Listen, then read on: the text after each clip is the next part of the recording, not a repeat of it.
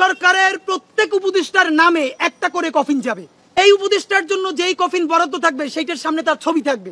কারো যদি স্বাস্থ্য বেশি ভালো হয় আগে জানাইবেন, তাহলে একটু কফিনের সাইজ বড় করব, কিন্তু কফিনে আপনার ঢোকা লাগবে এই প্রতীকের কফিনে। বিএনপিও বলে 31 তারিখের মধ্যে জুলাই সনদ লাগবে। জামাত তাদের প্রোগ্রামের 7 দফার মধ্যে একটা দফাই রেখেছে জুলাই সনদ লাগবে। এনসিপি তো 3 তারিখ নিজেরা ঘোষণাই করতে চায়। সরকারের আলী রিয়াজ সাহেবও বলে যে জুলাই সনদ 31 তারিখের মধ্যে দিতে চাই। বিএনপি চায়, জামাত চায়, এনসিপি চায়, সরকার চায়। তাহলে জুলাই সনদটা আসতেছে না কেন? জুলাই চলে যাইতেছে, জুলাই সনদের কোনো খবর নাই। কোনোভাবেই জুলাই সনদ থেকে ফোকাস সরিয়ে ফেলা যাবে না। রাষ্ট্র বিনির্মাণে যে ইনসাফের সংগ্রাম, তা থেকে ফোকাস সরানো যাবে না। 31 তারিখের মধ্যে কিভাবে করবেন আর জানি না, কদ্দূর গেছেন তাও জানি না।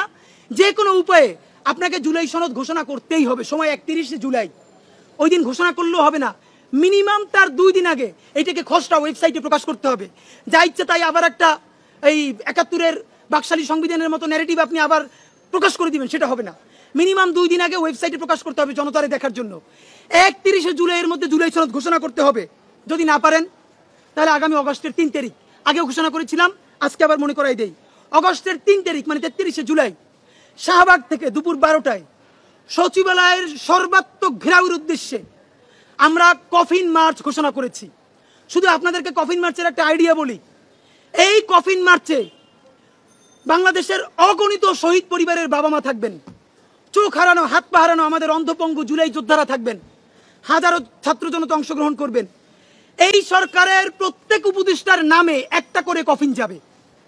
যেই উপদেষ্টার জন্য যেই কফিন বরাদ্দ থাকবে সেইটার সামনে তার ছবি থাকবে।